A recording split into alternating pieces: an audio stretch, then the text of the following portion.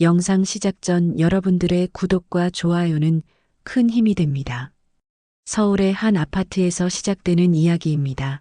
결혼한 지 2년이 막 지난 32살의 지은과 34살의 민수는 누가 봐도 행복해 보이는 신혼부부였죠. 지은은 공기업에서 사무직으로 근무하며 규칙적인 생활을 하고 있었고, 민수는 대기업 영업팀에서 활발한 성격을 바탕으로 좋은 성과를 내고 있었습니다. 매일 아침 7시가 되면 지은의 알람이 울렸습니다. 민수보다 항상 30분 일찍 일어나 아침 식사를 준비하는 것이 지은의 습관이었죠. 토스트에 계란 후라이를 올리고 샐러드를 곁들인 간단한 아침 식사였지만 민수는 항상 맛있다며 고마워했습니다. 지은은 그런 민수의 모습을 보며 행복함을 느꼈죠. 주말이면 두 사람은 항상 함께 시간을 보냈어요. 근교로 드라이브를 가거나 인근 쇼핑몰에서 영화를 보고 맛집을 찾아다니는 것이 둘의 루틴이었습니다. 지은은 여행 계획을 세우는 것을 좋아했고, 민수는 운전을 담당하며 지은이 좋아하는 곳이라면 어디든 기꺼이 함께했죠. 특히 지은은 민수의 외향적이고 사교적인 성격을 좋아했습니다. 회사 사람들과의 관계도 원만하고 후배들에게도 인기가 많다는 이야기를 들을 때마다 자랑스러웠어요. 반면 지은은 조용하고 내성적인 편이었지만 민수 덕분에 사람들과의 관계에서도 한결 편해졌습니다. 두 사람의 아파트는 깔끔하게 정리되어 있었어요. 지은의 꼼꼼한 성격 덕분에 항상 청소와 정리정돈이 완벽했죠.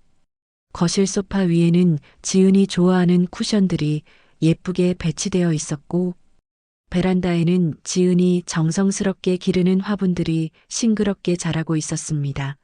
민수는 그런 지은의 모습을 보며 정말 좋은 아내를 만났다고 생각했습니다.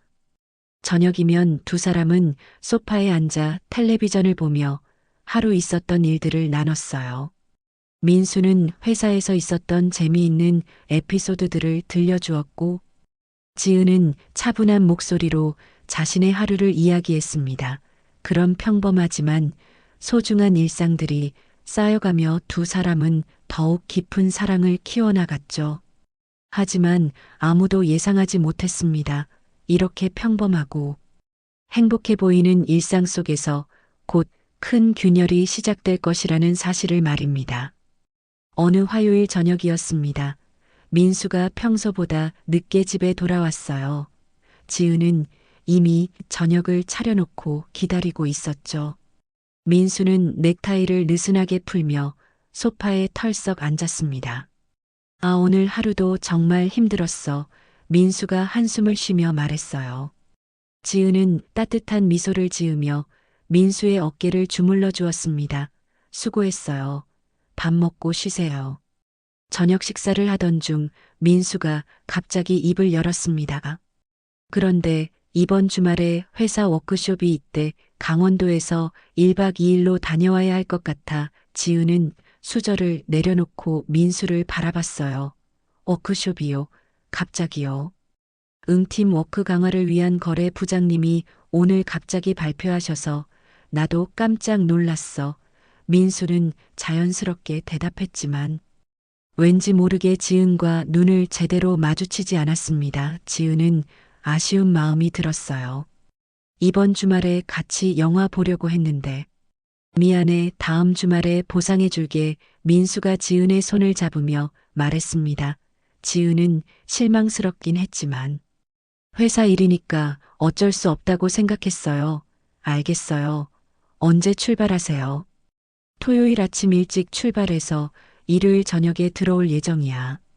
민수는 대답하면서도 자꾸 휴대폰을 확인했습니다. 지은은 그런 민수의 모습이 조금 이상하다고 느꼈지만 별다른 의심은 하지 않았어요. 그런데 그날 밤부터 민수의 행동이 미묘하게 달라졌습니다. 평소에는 휴대폰을 거실 테이블에 아무렇지 않게 놓아두던 민수가 계속 휴대폰을 들고 다녔어요. 그리고 알림음이 울리면 재빨리 확인하고는 화면을 뒤집어 놓았습니다. 목요일 저녁에 지은이 워크숍 일정에 대해 물어봤을 때도 민수는 애매하게 대답했어요. 그냥 팀빌딩 프로그램이랑 회의 있고 그런 거야. 별로 재미있을 것도 없어. 구체적인 일정을 말하지 않는 민수를 보며 지은은 약간의 의문을 느꼈지만 깊게 생각하지는 않았습니다.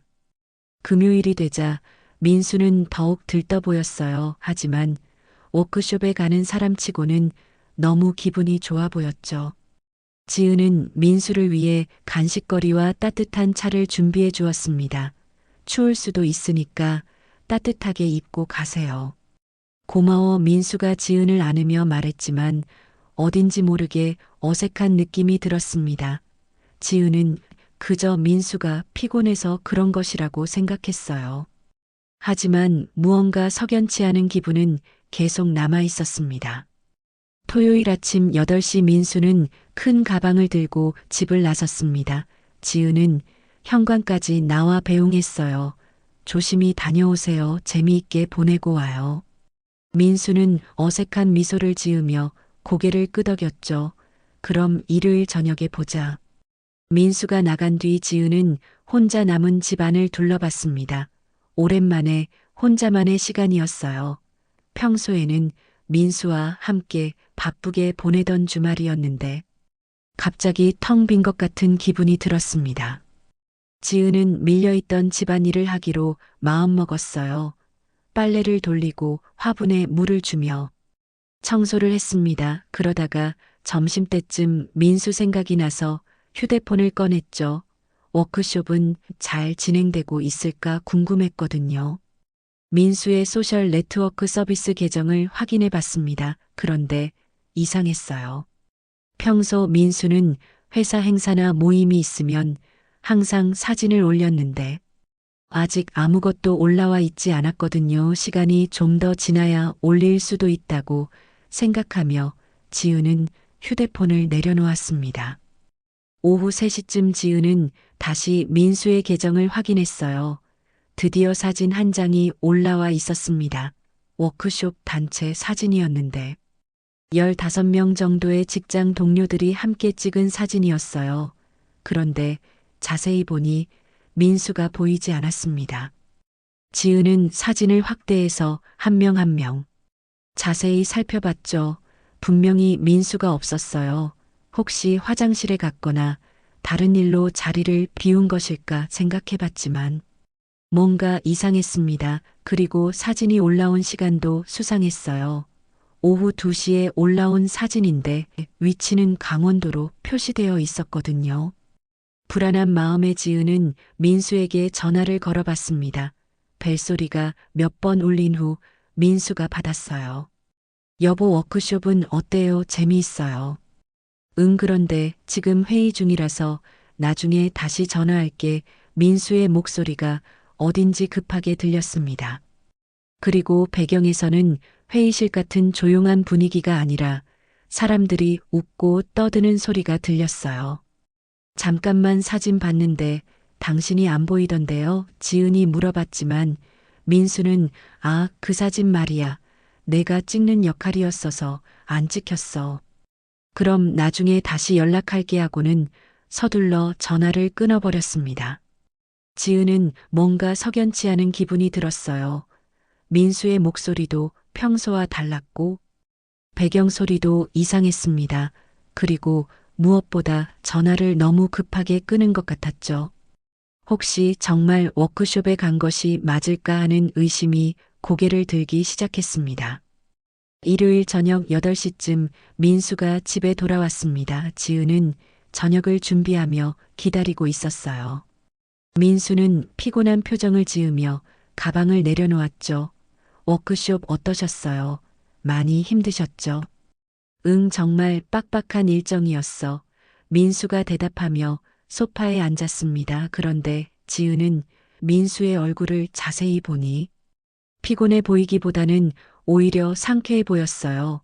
강원도 날씨도 좋았고 공기도 맑았어. 민수는 계속 말을 이었지만 왠지 어색한 느낌이 들었습니다.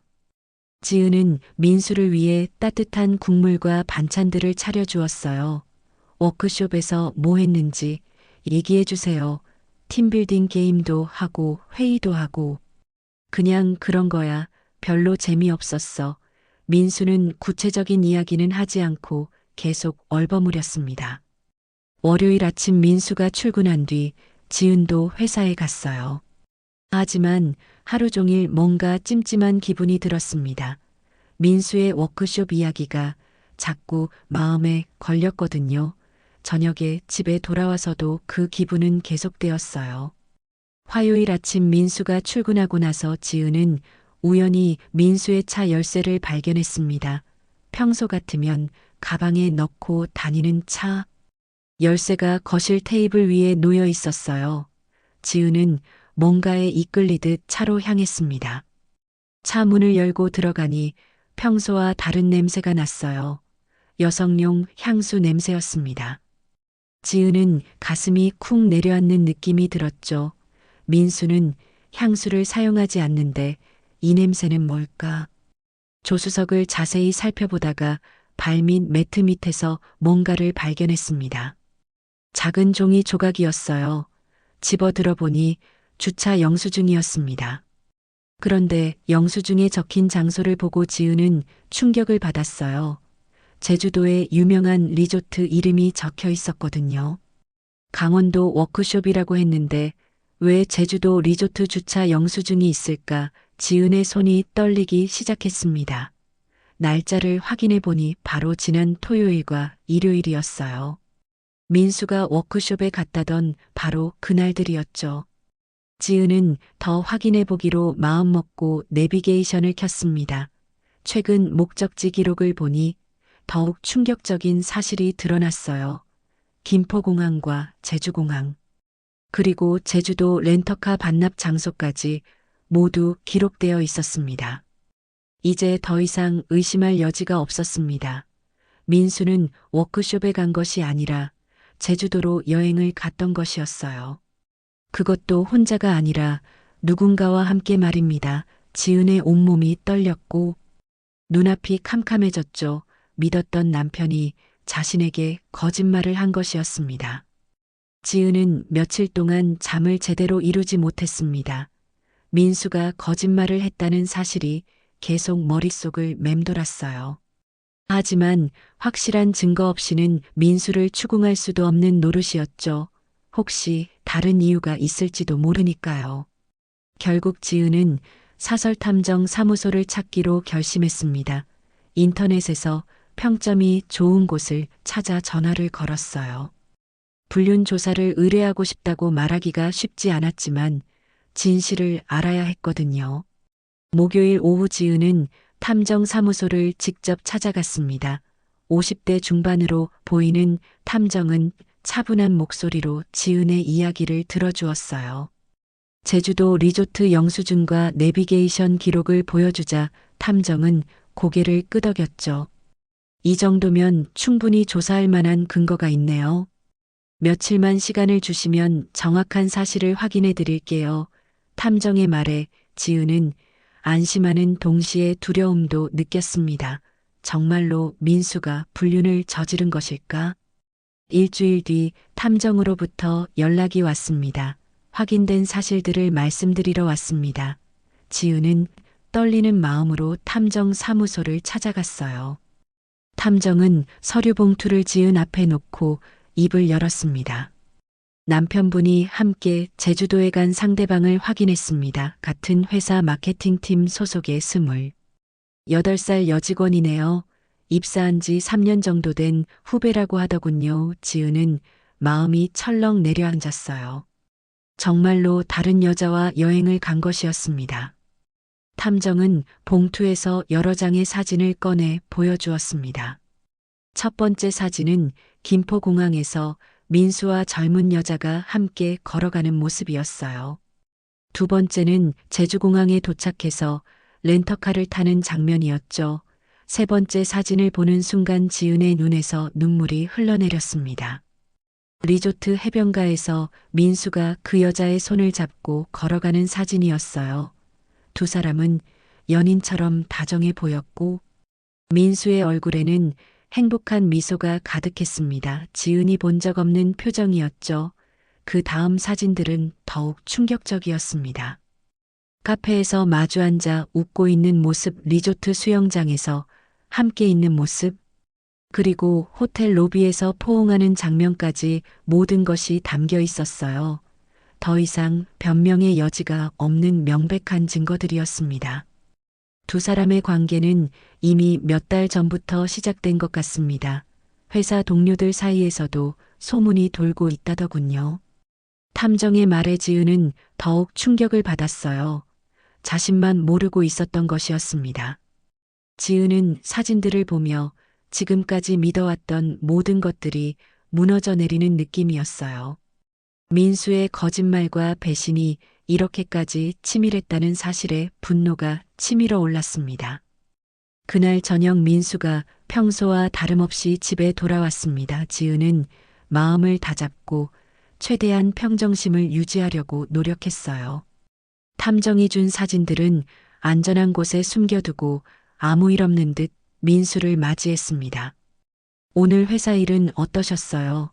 지은이 평소처럼 물어보자 민수는 별로 특별한 일 없었다며 넥타이를 풀었습니다. 지은은 저녁을 차리면서 속으로 분노를 사겼어요. 아직은 때가 아니었거든요. 저녁 식사를 하면서 지은은 자연스럽게 대화를 이어갔습니다. 그런데 참 지난번 워크숍 이야기를 자세히 못 들었네요. 어떤 프로그램들을 했는지 궁금해요. 민수는 수저를 든 손이 잠깐 멈췄다가 다시 움직였습니다. 아, 그냥 뻔한 거였어. 팀빌딩 게임이랑 회의하고 그런 거 별로 재미없었다니까. 민수의 대답은 여전히 성의 없었어요. 지은은 한 번 더 물어봤습니다. 그래도 강원도 공기 좋았다고 하셨잖아요. 어느 지역이었어요? 그냥 춘천 쪽이었나. 정확히는 기억 안 나. 민수가 어물어물 대답하는 모습을 보며 지은은 확신했습니다. 정말로 거짓말을 하고 있는 것이었어요. 저녁을 마친 후 민수가 샤워를 하러 간 사이 지은은 숨겨둔 사진들을 꺼내왔습니다. 손이 떨렸지만 이제는 진실과 마주해야 할 때였어요. 민수가 샤워를 마치고 거실로 나오자 지은은 소파에 앉아 기다리고 있었습니다. 여보, 잠깐 이야기 좀 해요. 지은의 진지한 목소리에 민수는 어리둥절한 표정을 지었습니다. 무슨 일이야? 지은은 테이블 위에 제주도 리조트 주차 영수증을 올려놓았어요. 이게 뭔지 설명해 주세요. 민수의 얼굴이 순간 하얗게 변했습니다. 이건 뭐 어디서 나온 거야? 당황한 민수는 영수증을 집어들며 어떻게든 변명하려 했어요.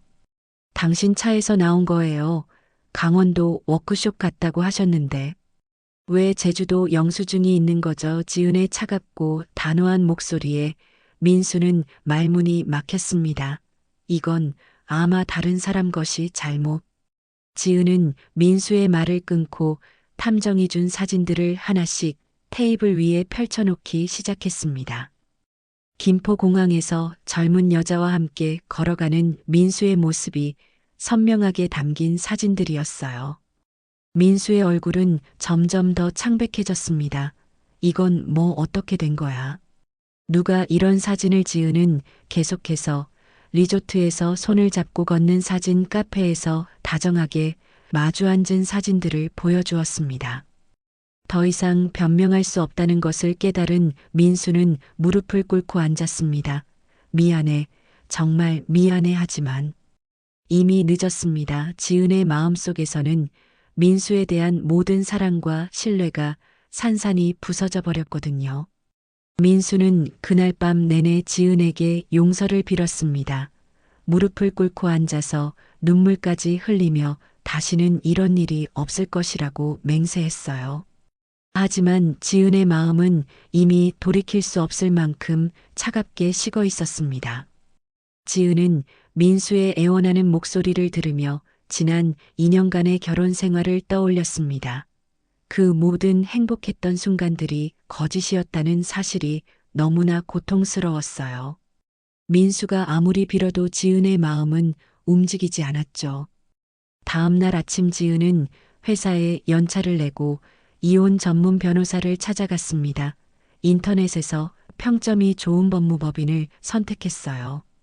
40대 중반의 여성 변호사는 지은의 상황을 차분히 들어주었습니다. 불륜 증거가 명확하다면 이혼 소송에서 유리한 위치에 설 수 있습니다.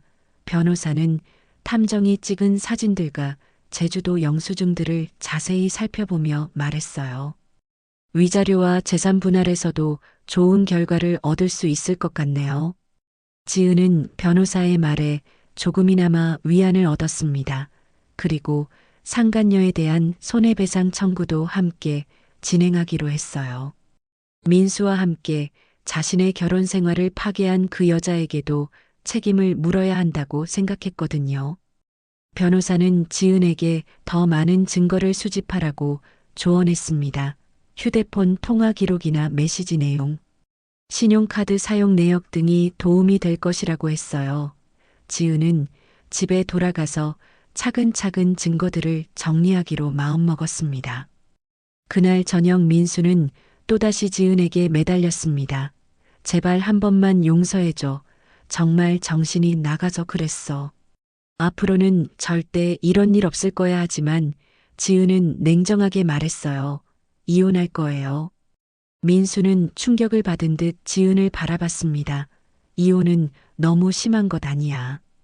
우리 다시 시작할 수 있어. 지은은 고개를 저었어요. 더 이상 당신을 믿을 수 없어요. 이미 변호사와 상담도 받았습니다. 그 후 며칠 동안 민수는 계속해서 지은을 붙잡으려 했습니다. 꽃을 사오고 편지를 쓰고 온갖 방법을 동원했어요. 하지만 지은의 결심은 흔들리지 않았습니다. 배신의 상처는 너무 깊었고 신뢰는 완전히 무너져 버렸거든요. 지은은 차근차근 이혼 소송 준비를 해나갔습니다. 민수의 휴대폰에서 발견한 카카오톡 대화 내용들, 신용카드로 구매한 선물들과 호텔 결제 내역들 모든 것을 빠짐없이 정리했어요. 변호사는 이 정도면 충분하다며 지은을 안심시켜 주었습니다. 곧 이혼 조정 신청을 법원에 내고 상간녀를 상대로 한 손해배상 청구도 함께 진행하겠다고 했어요. 지은은 마침내 새로운 인생을 향해 첫걸음을 내딛게 되었습니다. 석 달 후 가정법원에서 이혼 조정이 시작되었습니다. 지은은 변호사와 함께 법정에 출석했고 민수도 자신의 변호사와 함께 나왔어요. 하지만 명백한 불륜 증거들 앞에서 민수 측도 더 이상 변명할 수 없었습니다. 조정위원은 탐정이 촬영한 사진들과 각종 증거 자료들을 검토한 후 민수의 불륜 사실을 명확히 인정했습니다. 결혼 생활 중 배우자가 아닌 다른 이성과 부적절한 관계를 맺은 것이 명백하다는 판단이었어요.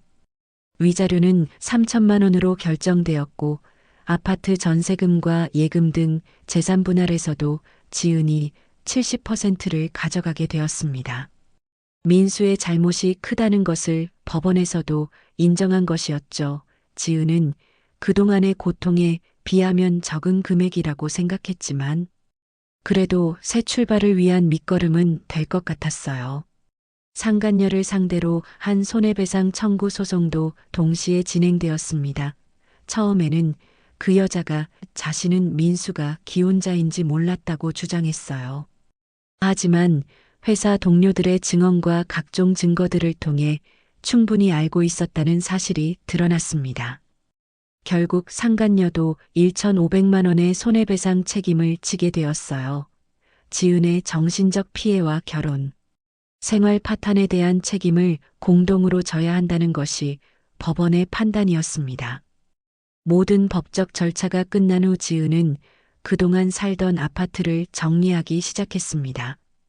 2년간의 신혼생활 추억들이 담긴 물건들을 하나씩 정리하는 것은 쉽지 않은 일이었어요. 하지만 이제는 과거에 매달려 있을 수 없었습니다. 결혼 선물로 받았던 그릇들과 가전제품들 함께 찍었던 사진들까지 모든 것을 정리했어요. 가져갈 것은 가져가고 버릴 것은 과감히 버렸습니다. 새로운 인생에는 새로운 물건들이 필요하다고 생각했거든요. 지은은 친정 부모님께 그동안의 상황을 모두 설명드렸습니다. 부모님은 지은의 결정을 지지해 주시며 다시 집으로 돌아오라고 하셨어요. 당분간 부모님 댁에서 지내면서 새로운 계획을 세우기로 했습니다. 마지막 날 지은은 텅 빈 아파트를 둘러보며 지난 시간들을 돌이켜봤습니다. 행복했던 순간들도 있었지만 그 모든 것이 거짓 위에 세워진 것이었다는 사실이 여전히 아팠어요. 하지만 이제는 더 이상 뒤돌아보지 않기로 마음먹었습니다. 창밖을 바라보며 지은은 스스로에게 다짐했습니다. 다시는 거짓말과 배신에 흔들리지 않고 진실된 사람들과만 관계를 맺으며 온전히 자신의 삶을 살아가겠다고 말이에요. 새로운 인생이 그렇게 시작되었습니다.